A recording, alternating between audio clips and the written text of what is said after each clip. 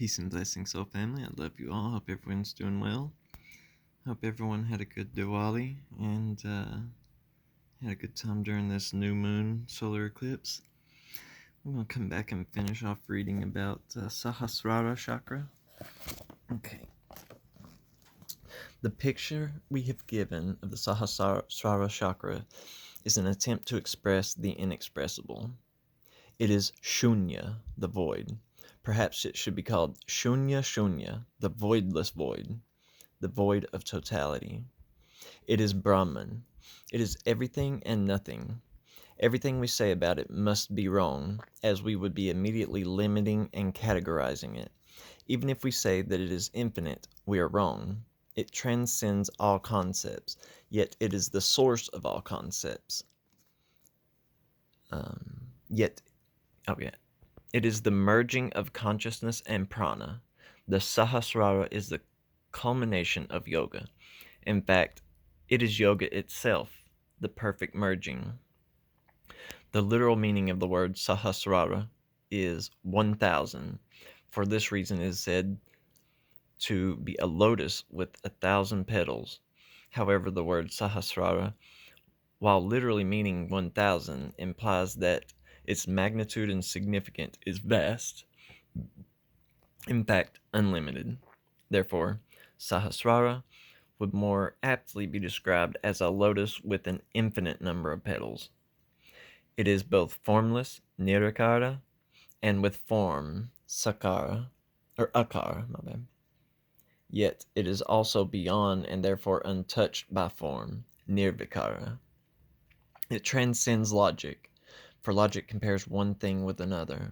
The Sahasrara is the totality, so what is there to compare it with? It is the supreme experience, but even this statement is misleading. Experience implies an individual separated from the experience. Who is experiencing the experience? The Sahasrara is beyond experience. It implies that the experience, the experienced, and the experiencer are one and the same. The seer, seeing, and seen are merged as a unified whole. Even this is a misconception, for they have always been merged. In this situation, who is there to experience? There are only words, but words intend to indicate that Sahasrara is beyond all definition, beyond description. The picture that we have given is a humble attempt to depict that which we cannot be depicted. Mount Kailash is a famous mountain in the Himalayas. It is said to be the abode of Shiva and Shakti, who live in an eternal nuptial bliss. Symbolically, the mountain represents Sahasrara, where consciousness and prana, Shiva and Shakti, are unified. Every mystical and religious system throughout the world has its own unique way of symbolizing Sahasrara. Experience of Sahasrara is called by different names. Buddhists call it Nirvana, Hindus call it Kaivalya, Turiya, Nirvikalpa Samadhi, and so forth. Sufis call it Baka. Christians call it heaven. Kabbalists call it Ein Sof. It is possible to list hundreds of names, all meaning the same thing, Sahasrara. Sahasrara is not a chakra as it is often thought. Chakras are within the realm of the psyche. Consciousness manifests at different levels according to the chakra that is predominantly functioning. Sahasrara acts through nothing, and yet again, it acts through everything. It is beyond the beyond, Partaparam, and yet it is right here. Sahasrara is a culmination of the progression, ascension through the different chakras. It is the crown chakra, or the crown of expanded awareness. Many people worshipped the 7 then known planets. These represent the 6 principal chakras in Sahasrara. The planets were regarded as living in the sun, for the sun is analogous to white light, which contains the essence of all the other colors. It is also the source of the other planets. This symbolizes that the power of the chakras does not reside in the chakras themselves, but in Sahasrara. The chakras themselves are only switches. All the potential lies in Sahasrara. If you want more descriptions of Sahasrara, we suggest that you read any of 1,000 of mystical and religious scriptures, but do not become too attached to intellectual analysis. It will lead you nowhere except into the bog of misconceptions. It is far better to practice yoga or any other spiritual system and raise your own level of awareness. I love how this image reminds me of experiences you have on certain psychedelics, DMT and stuff like that, with all the eyeballs, like Alex Gray artwork. All right, just 1 second. All right.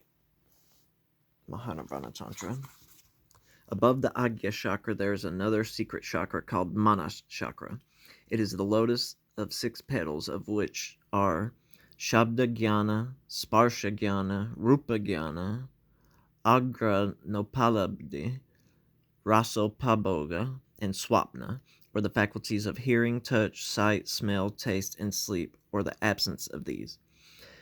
Above this, again, there is another secret chakra called Soma chakra.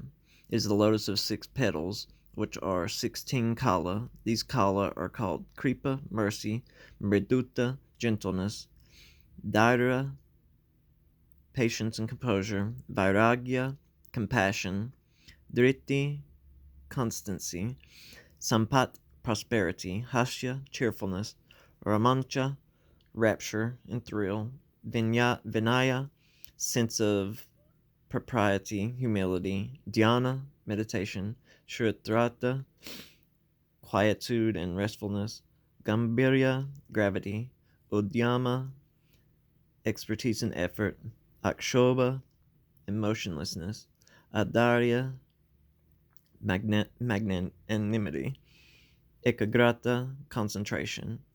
Above this last chakra is the house without support, Niralamba Puri, where yogis see the radiant Ishwara. Above this is Pranava, shining like a flame, and above Pranava, the white crescent nada. And above this is the last point, Bindu. There is then a white lotus of 12 petals with its head upward, and over this lotus is the ocean of nectar, Shuddha Sagra. The island of gems, Manidvipti, the altar of gems, Manidpitta, the forked lightning-like lines, A, Ka, Ta, and therein Nada and Bindu. On Nada and Bindu, as an altar, there is Paramangasa.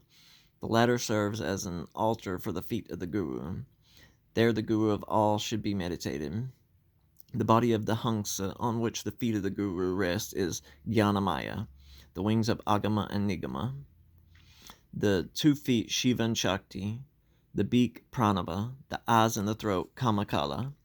Close to the 1,000-petal lotus is the 16th digits of the moon, which is called Amakala, which is pure red and lustrous like lightning, as fine as a fiber of the lotus hanging downwards, receptacle of the lunar nectar. It is in the crescent Nirvana Kala, luminous as the sun, and fine as a 1,000th part of a hair. It is the Ishta Devata of all. Near Nirvana Kala is called Parama Nirvana Shakti, infinitely subtle, lustrous as the sun, creatrix of the Tattva Jnana. Above it all are Vindu and Visarga Shakti, roots and abodes of all bliss. Sahasrara Padma, or 1,000-petal lotus of all colors, hangs with its head downward from the Brahma Randra, above all the chakras. This is the region of the first cause, Brahmaloka. The cause of the 6 preceding causes is the great sun, both cosmically and individually, in whose effulgence Paramashiva and Adya Shakti, the power of Vachaka Shakti, or Saguna Brahman, holding potentiality within itself, the gunas, powers, and planets.